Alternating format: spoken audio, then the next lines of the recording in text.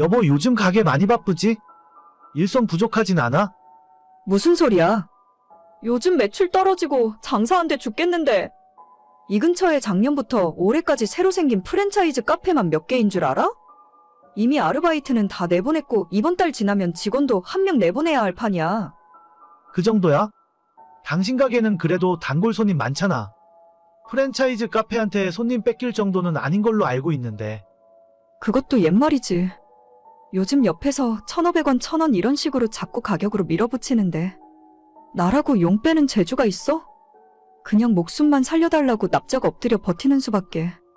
이러다가 가게 그만두고 당신 벌어오는 돈으로 집에서 살림이나 할까봐. 안 돼, 내 월급 해봤자 얼마나 된다고. 우리는 당신이 돈을 많이 벌어야 굴러가는 시스템이야. 아직 내 차 할부도 안 끝났고 집 대출도 갚아야지. 알지 알아. 아니까 내가 매출이 떨어져도 이 짓을 포기 못하는 거지. 다음 달부터 직원 하나 줄이고 내가 일을 더 하려고. 그래야 조금이라도 남겨서 가져갈 수 있을 것 같아. 조금만 참아봐. 원래 체인점 새로 생기면 사람들이 그쪽으로 쫙 몰렸다가 시간 좀 지나면 다시 원래 다니던 곳으로 돌아오잖아. 그래, 지금은 버텨야지. 근데 갑자기 내 가게 상황은 왜 그렇게 물어봐? 원래 당신이 내가 하는 일에 이렇게 관심이 많았던가? 나야 원래 당신 하는 일에 관심이 많았지. 근데 내가 카페 운영에 대해 아는 게 없으니까 조용히 있는 거잖아. 다른 게 아니라 엄마가 그러는데 정윤이가 카페 일 좀 배워보고 싶다 하더라고. 빵 만드는 것에도 관심 있다고 하니까 다음 달부터 당신 가게에서 일 좀 시켜봐. 뭐, 방금 내가 하는 말 못 들었어? 가게 매출 떨어져서 힘들다니까? 있는 직원도 내보내야 할 판인데 아가씨를 어떻게 내가 데려다 일을 시켜? 걔는 초보니까 월급 많이 줄 필요도 없잖아. 그냥 최저임금 주고 힘든 일부터 시켜봐. 카페나 식당 일 같은 걸 안 해봐서 얼마나 힘든지 몰라. 그러니까 아주 힘든 일 시키면 일주일도 못 버티고 그냥 도망갈걸? 그랬다가 어머님이 나서서 뭐라고 하시면 어떡해. 일할 때 불편하기도 하고 진짜 지금 사람 하나 더 쓸 여력도 없어. 당신이 내 가게 요즘 힘들어서 사람 못 뽑는다고 이야기 좀 잘해봐. 아니, 나도 당연히 힘들 것 같다고 대답했지. 근데 내 동생이 당신한테 일을 배우고 싶다고 하더라. 뭐 거기 커피랑 빵이 맛있다나 어쩐다나. 아니, 근처에 스타벅스도 있고 더 큰 카페들 많은데 왜 나한테 온다는 거야? 몰라, 아무튼 다음 달부터 일하고 싶대.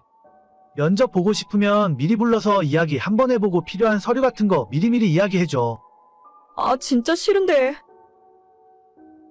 저는 작은 베이커리 카페를 6년째 운영하고 있고 나름대로 장사가 잘 되는 편이었어요. 한때는 한 달 매출 5천 이상 찍을 정도로 새벽부터 오후 내내 빵만 만들고 커피 내리다가 집에 갈 정도였습니다.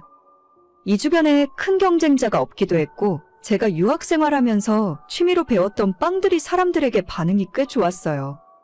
그런데 바로 작년 초부터 근처에 커다란 프랜차이즈 카페가 생기기 시작하고 그 뒤로 매출이 절반 이하로 떨어지게 되었습니다. 많던 아르바이트생들과 직원들을 줄여가며 버틸 수밖에 없었어요. 그나마 몇 달 전부터 줄어든 매출이 다시 오르기 시작했는데 아직도 많이 힘든 상황입니다. 이 와중에 신우까지 우리 가게에서 일을 하고 싶다 하는 바람에 스트레스가 이만저만이 아니었죠. 정윤이는 일 잘하고 있어? 엄마가 그러는데 요즘 집에 오면 피곤해서 바로 골아떨어진다더라. 그래? 그럴 리가 없는데 이상하네. 엄마가 당신이 정윤이한테 일을 너무 많이 시키는 거 아니냐 걱정하더라고. 좀 쉬엄쉬엄해. 뭐? 내가 이러니까 아가씨 일 시키기 싫은 거야. 힘든 거 하나도 시킨 적 없고 직원들이 다들 뒤에서 뭐라고 해도 차라리 내가 더 하고 말지. 아가씨한테 시킨 적 없다니까? 그럼 걔가 왜 그렇게 피곤하다고 하는 거지? 나야 모르지. 맨날 집에서 빈둥대고 놀기만 하다가 갑자기 일어나서 움직이니까 힘든 거겠지. 아, 몰라. 힘들면 그냥 그만두라고 해. 어머님도 차라리 할 말 있으면 나한테 직접 하지. 뒤에서 당신한테 이게 뭐 하는 건지 모르겠네. 그럼 그냥 주문받고 계산하는 거라도 시켜. 그건 그렇게 안 힘들잖아. 주문받는 게 얼마나 스트레스 받고 힘든데. 그리고 빵 만드는 법 배우고 싶다며? 그렇긴 한데 막상 해보니까 힘든가 봐. 그냥 편한 거 시켜, 계산하는 거? 계산하는 거 힘들다니까? 아, 몰라. 그럼 당신이 그거 시키라 했다고 내일부터 아가씨 계산대 앞에 박아놓을 거야. 그래, 무거운 거 들고 걸어 다니니까 힘든가 봐. 당분간 적응할 때까지는 그런 일이나 시켜. 몰라. 나도 슬슬 참는데 한계가 있어. 여기서 더 건드리면 가만히 안 있을 거니까 알아서 해. 당신이 조금만 참아봐. 뭘 시켜도 힘들다고 징징대기 때문에 신우랑 일한 뒤로 스트레스가 더 커졌어요. 왜 내가 내 돈 주고 사람 쓰면서 2배로 더 힘들어야 하는 건지. 힘들면 그만두라는 식으로 좋게 돌려가며 이야기했지만 눈치 없는 신우는 열심히 한다고 말만 하면서 전혀 달라지는 모습이 없었어요. 원래 일하던 우리 직원들도 신우 때문에 피해보는 것 같고 어떻게 빨리 내쫓아야 된다고 생각했었는데 며칠 전에 진짜 사고가 터지고 말았습니다. 이런 일로 무슨 경찰까지 불러? 정신이 있는 거야, 없는 거야? 도둑은 잡아야지. 나 절대 합의 안 해. 진짜 콩밥 먹게 할 거야. 너 미쳤어? 피해 금액이 얼만데? 얼마 갖고 이러는 거야? 계산대 맡긴 지난 일주일 동안 매일 꼬박꼬박 잘도 해드셨더라고. 지금 다 일일이 확인하고 있으니까 조금 기다려봐. 애가 용돈이 필요하니까 몇만 원 정도 가져갔나 봐. 그거 내가 갚아준다니까. 빨리 경찰한테 당신이 뭔가 착각한 것 같다고 신고 취소한다고 해.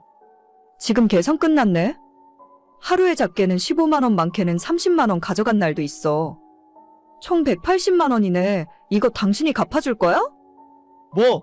180만 원? 뭔가 착각한 거 아니야? 어떻게 며칠 동안 그렇게 큰 돈을 가져가? 그러게나 말이야. 현금 결제 들어오는 거 전부 취소 처리하고 자기 주머니에 넣었더라고. 진짜 생각이 있는 건지 없는 건지 모르겠다. 기계에서 취소 처리하면 내가 모를 줄 알았나? 걔가 그런 일을 한 번도 안 해봐서 그래. 그냥 한 번 봐주고 넘어가. 아니, 나 절대 그럴 생각 없어. 이번 기회에 정신 똑바로 차리게 해줘야지. 야, 너 진짜 이럴 거야? 이러면 앞으로 우리 식구들 얼굴 똑바로 못 봐. 괜찮아. 어차피 앞으로 안 볼 생각이었어. 그게 무슨 소리야? 당신이랑 당신 식구들한테 질렸다고 이제. 그냥 여기서 끝내자. 끝내자니 그게 무슨 소리야? 끝내자고. 결혼하고 지금까지 당신은 내 발목 잡는 일만 하는 것 같아. 결혼은 서로에게 뭐 하나라도 도움되는 게 있어야 하잖아. 나는 처음부터 지금까지 쭉 손해만 봤던 것 같아. 너 진심이야? 이 와중에 나랑 이혼하겠다고? 그래, 당신이랑 이혼할 거고 도둑은 합의 없이 법대로 처벌할 거야. 이번 기회에 전과 하나 달면 앞으로 취업도 못할 테니까 적어도 남한테 피해는 안 끼치고 살겠지. 야, 너 진짜 말 다 했어? 당신 차키랑 내 집 카드키까지 다 놓고 나가. 꼭 그렇게까지 해야겠어? 너 농담하는 거지? 지금 와서 생각해보면 저런 인간이 뭐가 좋다고 결혼까지 했는지 모르겠어요. 나만 좋다고 평생 날 위해 살겠다며 사탕발림하던 인간이 결혼하고 겨우 2년 만에 손바닥 뒤집듯 사람이 달라지더라고요. 남편 타고 다니는 차도 제가 리스로 뽑아준 거고 집은 원래 처음부터 제가 살던 집이라서 그냥 남편만 빈손으로 쫓아내면 끝이었습니다. 개념 없는 시어머니는 처음엔 저보고 경찰에 왜 신고했냐면서 미쳤다고 화를 내더니 이제는 상황 파악이 됐는지 합의해주고 고소 취하해달라며 싹싹 빌더라고요. 저는 이제 와서 억만금을 줘도 합의해줄 생각 없고 끝까지 처벌받게 할 겁니다. 어차피 이혼하는 마당에 이 정도 선물은 해주는 게 좋을 것 같아요.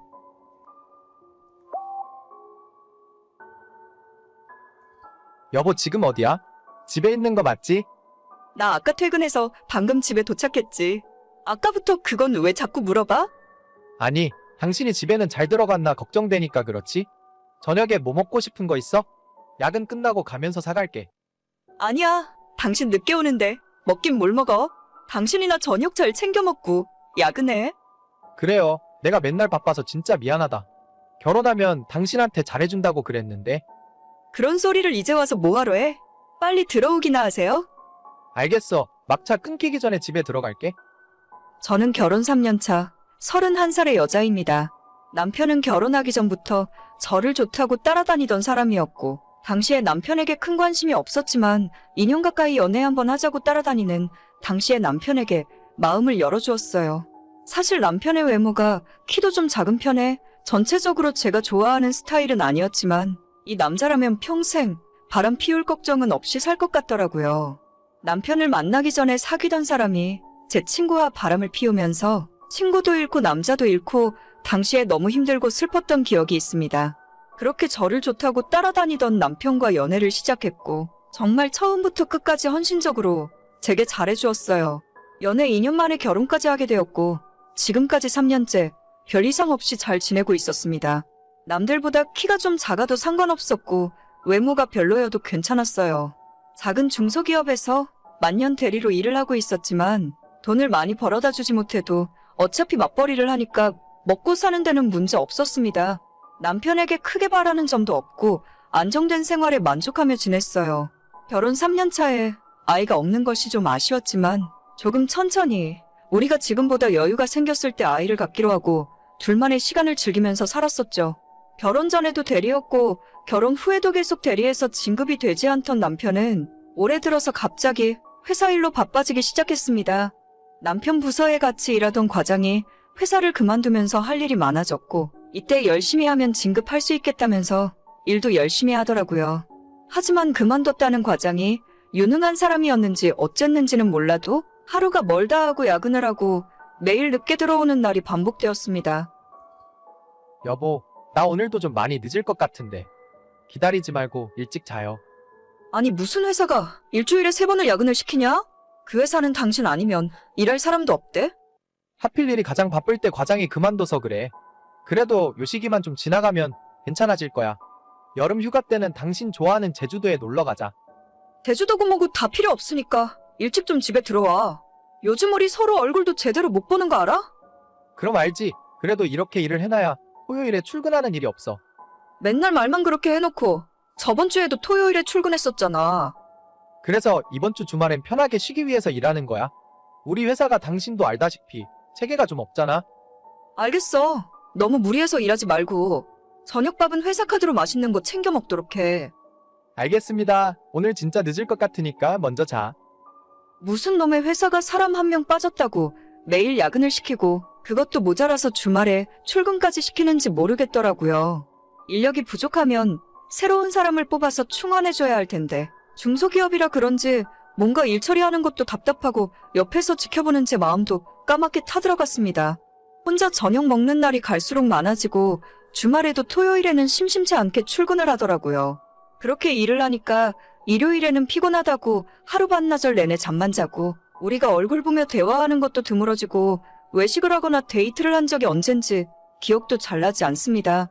저는 남편에게 기대하는 것은 별로 없는데 소소한 부부의 일상이 깨지는 것이 싫더라고요. 이번에 진급을 안 해도 상관없으니 일을 좀 줄이고 나랑 시간을 더 보내달라고 해본 적도 있습니다. 하지만 그럴 때마다 남편은 자기가 이번에 진급을 해야 월급도 오르고 우리 부부가 아이 낳고 살기에 부족함이 없을 것 같다면서 일을 더 열심히 하더라고요. 그러던 어느 날 모처럼 남편이 출근 안 한 토요일이었고 남편은 전날 늦게 퇴근하고 점심때까지 일어나지 못한 채 잠만 자고 있었어요. 저는 남편이 일어나면 밥을 먹이려고 점심 준비를 하고 있었고 요즘 너무 피곤해하는 것 같아서 보약이라도 한 채 지어서 먹여야 하나 고민이 되더라고요. 그때 자고 있는 남편의 전화기가 울리더니 갑자기 일어나 씻지도 못한 채 옷을 갈아입고 출근 준비를 하는 겁니다. 저는 남편에게 나가지 말라고 했지만 회사에 갑자기 급한 일이 생겨서 어쩔 수 없다며 저녁 먹기 전까지는 들어오겠다 하고 황급히 집을 나가더라고요. 아니 누가 보면 회사를 혼자 다 먹여 살리는 줄 알겠습니다. 그 회사 사장도 그렇게까진 열심히 일을 안 할 것 같은데 떠난 남편의 뒷모습을 보다가 나 혼자라도 밥을 먹어야겠다 싶어서 점심 준비를 계속했어요.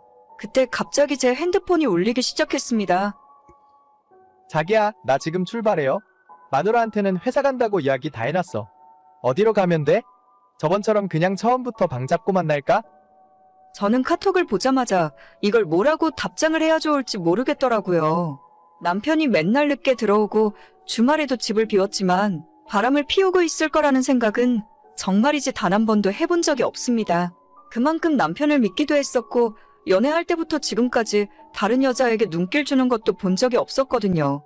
남편의 외모가 여자들이 보기에 그렇게까지 매력적인 외모도 아니었습니다.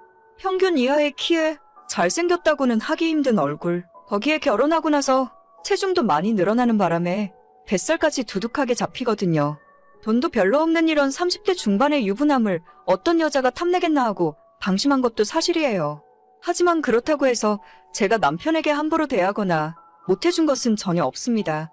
이런 식으로 뒤통수 맞을 거라고는 상상조차 해보지 않았어요. 어? 여보. 방금 카톡은 내가 친구한테 보낸다는 걸 잘못 보낸 거야. 친구랑 장난치느라고 그런 거야? 됐고, 너 지금 당장 집으로 들어와. 핸드폰 버리거나 삭제할 생각하지 말고 1분 안에 오지 않으면 후회하게 될 줄 알아? 여보, 일단 화내지 말고 내 이야기 좀 천천히 들어봐. 나랑 게임 같이 하는 동식이 있지? 걔한테 하는 이야기였어. 동식 씨한테 전화해볼까? 당신 친구들한테 다 전화해서 망신 주기 전에 헛소리 말고 들어와. 알겠어, 여보. 남편이 집에 들어오자마자 핸드폰을 뺏어서 확인하기 시작했어요. 바로 집으로 들어오라고 해서 그런지 남편은 바람 피운 흔적을 제대로 지우지 못했더라고요. 바람 피우는 여자와 나눈 카톡 대화방은 이미 지워버렸는지 확인할 수 없었지만 사진도 몇 장 찾을 수 있었고 문자와 카드 사용 내역 등 찾아보니 정말 쉽게 찾을 수 있었어요. 생각해보니 남편을 얼마나 확실하게 믿고 살았던 건지 지금까지 한 번도 남편의 핸드폰을 검사해본 적도 없었습니다. 그러니 굳이 남편도 철저하게 감추려고 하지 않았던 거죠. 최종 결정타로 숙박업소 이용 내역을 찾자마자 저는 더 이상 남편을 믿을 수도 없었고 이 결혼을 계속할 어떤 이유도 없었습니다. 정말 여자한테 인기라고는 전혀 없을 줄 알았는데 회사 부하 직원이랑 바람이 났더라고요. 그 여자는 5살 아들까지 있는 유부녀였고 이번에 저한테 들키게 되면서 그쪽 집안도 완전히 뒤집어졌습니다.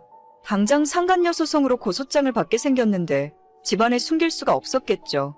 남편은 그저 한순간의 실수였다면서 제 바지가랑이를 붙들고 울며불며 애원을 하더라고요. 저는 외모가 좀 떨어지더라도 착하고 나만 사랑해주는 남자라면 절대 바람 같은 건 피우지 않을 거라 생각했는데 그건 제 큰 착각이었어요. 연애할 때나 우리 결혼할 때도 남편에게 다른 건 다 용서해 줄 수 있지만 나를 두고 바람 피우는 것만큼은 절대 용서 못한다고 수도 없이 이야기했습니다.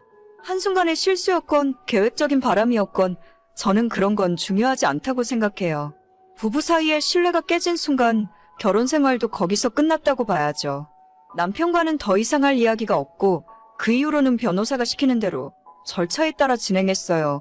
이혼 서류를 작성하고 남편과 그 상간녀에게 위자료를 청구했습니다.